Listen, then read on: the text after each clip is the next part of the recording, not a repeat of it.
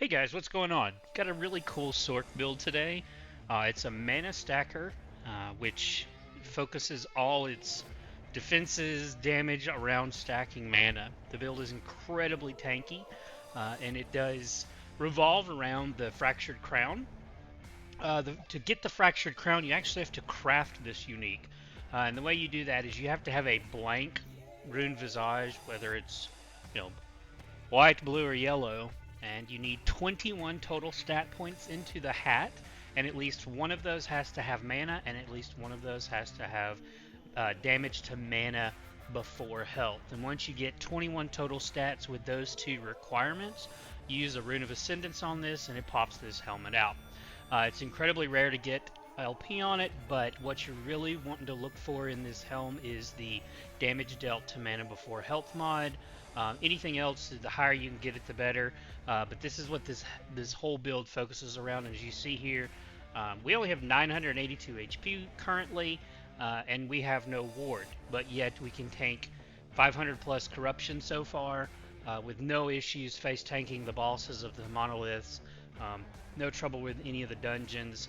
And so we'll go through kind of what makes this build, how this build functions, and what makes it really unique.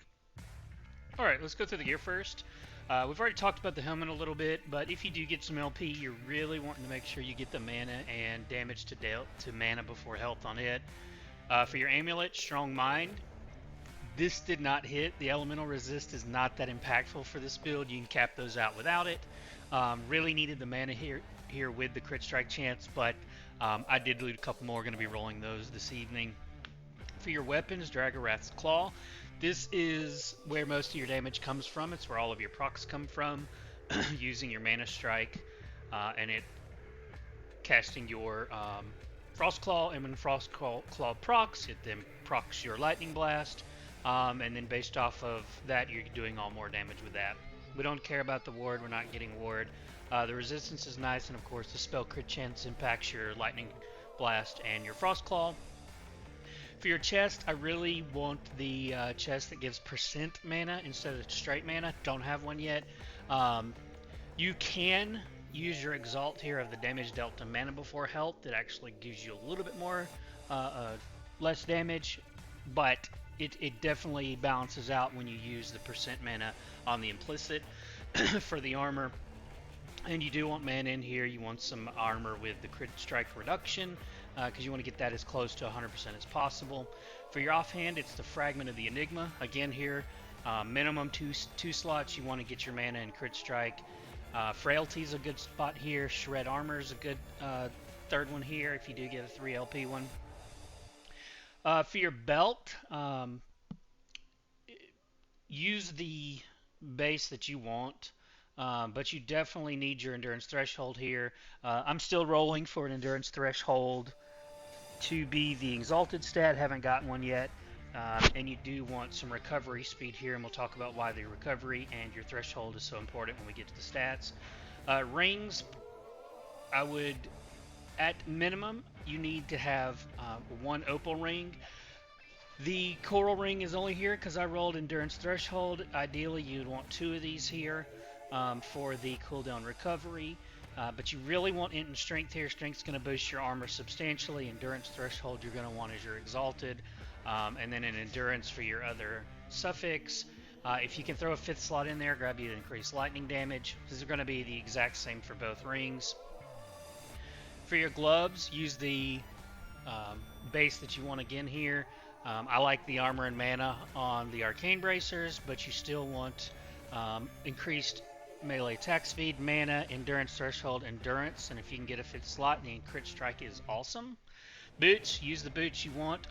Ideally, you'll want the armor crit strike reduction boot implicit. Don't have one rolled yet, but your main stat, just for sake of moving, is increased movement speed.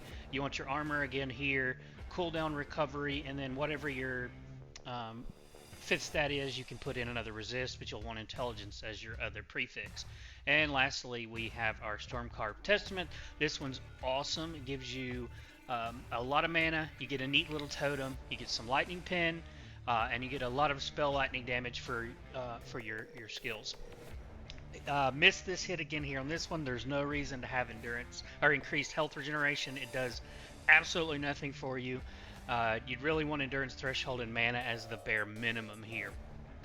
For your idols, it's mana. Mana, mana, mana, wherever you can get mana. You can fill in the rest as your secondary stat with whatever you hit here, lightning damage, resist. But you can run these larger and the grands here, or the ornates. And what you're looking for is anything that's going to increase your elemental damage. But the most important stat on these is going to be the increased armor percent and the increased mana percent. So whatever the primary stat is, uh, get what you can. But what you're looking for again is the secondary stat on these. The elemental increase on melee is incredible. Increased lightning damage. You can even grab. I actually have this one that did get a little more mana, and that works as well. All right, so let's talk about the stats themselves. There's a few stats that are non-negotiable with this build to make sure that the build works properly. The first one is going to be your cooldown reduction. At minimum, you need to hit around 60%. As discussed, I'm missing a little bit. Mine's sitting at 59% right now because of missing the endurance threshold on my opal ring. But why this is important is your enchant weapon has a 9-second duration with the passive that adds 4 seconds to the duration. And the cooldown at 60% is right at 9 seconds. So you can keep your enchant weapon up 100% of the time. This is a massive damage boost as well as an attack speed boost, which is what keeps this build flowing. You get your constant mana regen or mana leech from Mana Strike. The more attacks you do and the faster attack speed and damage. Of course, kills the mobs faster. The next stat that's absolutely non-negotiable is going to be your endurance. You got to hit the 60% here. Your 60% damage reduction is what's going to start with all of our damage reduction, including the passives and some of our skills, to keep you fully healed in this build. We don't use ward. We have a very low HP, so the more damage reduction we have, the more or the less damage we take, and it goes to mana, and we can regen it and keep our mana pool up. The next stat is going to be your endurance threshold. In this build, with having such a low HP pool, you want to make sure that any damage you are taking is at 100% of your HP so that you're getting the maximum damage reduction. I'm missing a few of the Exalt rolls here, but you want to get this as close to 100% as you can. Your next most important stat is going to be your mana.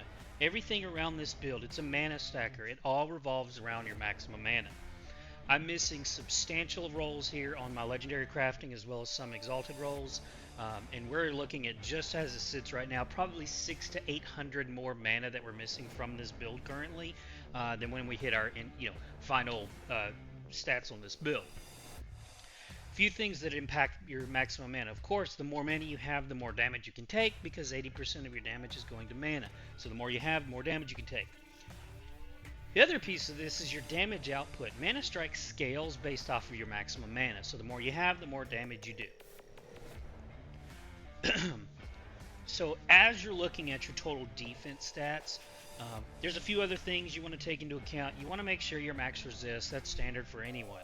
You want to make sure your crit strike reduction is around 100% or as close as you can to that. And some stats here that are included that really help your defenses in this build are going to be some of your passives and skills. Flame Orb grants a lot of damage reduction, and you've got that up most of the time with 3 charges. You get 3 charges from the passive as well as having a +1 on your chest plate. One thing to note about this chest plate is you can seal it at level 1 and you get the same amount if this was a tier 7. You do not get any additional charges the higher the rank it is. So on a chest plate, lock in it at tier 1 if you can, seal it so you can have some more important stats on your chest plate. And that gives you 5 total charges, so it's up most of the time. Lightning Blast is awesome because as you cast it, and you'll see here, it activates pretty quickly. You'll get a Lightning Aegis, and when Lightning Aegis is up, you do get a 25% damage reduction from that. Your Frostclaw passive has an ability to cleanse any elements you get. Your Runemaster Tree passive has an 8% damage reduction to shocked enemies. Arcane Shielding from your Spellblade tree grants 10% damage reduction while using melee attacks, and then the upgrade to it grants an additional increase in armor. And then when you put all of that together, you have a huge amount of damage reduction, a huge amount of armor, and it's all 80% of that's going to mana. So you take very little damage, especially when Flame Ward's up, and you can tank bosses by just ignoring their mechanics. Um, and so that's how that works. Now, is this build the highest damage output? Absolutely not. Is it fun? I personally think so. It's incredible. I've had a lot of fun with it. Um, and it's really great because you have specking so many different skills and you're only using 3 of them. So let's talk about the skills real quick. Um, Active skills, I actually slot in Snap Freeze. It's a cool little 2-second freeze. Flame Ward, of course. Teleport, again, another free skill. It's our movement speed, our movement skill. We also have some stats in it, so we get it reduced on that. Enchant Weapon, and then Mana Strike, which is the entire damage of the build by proccing the other abilities. And for the ones that we spec in, it's really neat because our offhand gives us 1 to lightning skills, and because we changed all of our skills to lightning, we get +1 to all of them but enchant weapon. If you do want to lose a little bit of armor or lose a little bit of mana, you could pop in some enchant weapon skills onto your chest plate and get a little more here, but there's not much to play around with. It just doesn't do much. So you can if you want to. It's not incredibly important that you do. I went with having more armor and more mana. So our skills that we do spec into are Mana Strike, Flame Ward, Lightning Blast, Frost Claw, and Enchant Weapon. The gameplay is pretty simple for this. You're using basically just Enchant Weapon, Flame Ward, and Mana Strike. And Mana Strike is your primary ability. You just want to make sure your others are being used. Use your Flame Ward as a defensive cooldown. If you're fighting a boss and you see one of its abilities going off, pop it. You can just sit in it and not take damage. Enchant Weapon you should be using every time it's up on cooldown. And again, with our CDR, we can use it all the time. So it's pretty simple. You can freeze mobs, but popping your shield and your Enchant Weapon, and then you just go. And it's really cool because these static effects go off and they continue to go. You see they're still going off, and I haven't attacked in a couple of seconds. It's a lot of static damage, and it's just a fun build. You can, like I said, you can tank pretty much anything. We're into Corruption 500s, and we're just not, haven't taken any, we just don't take much damage. So let me know what you guys think. This is a fun build. I've really enjoyed it. I'm going to keep working on it. I was finishing up a couple other builds, and now I'm jumping back into this one because I really enjoy its gameplay. So let me know what you think in the comments. If you see anything you might want to change, if you've got any suggestions, let me know. And thanks for watching, guys.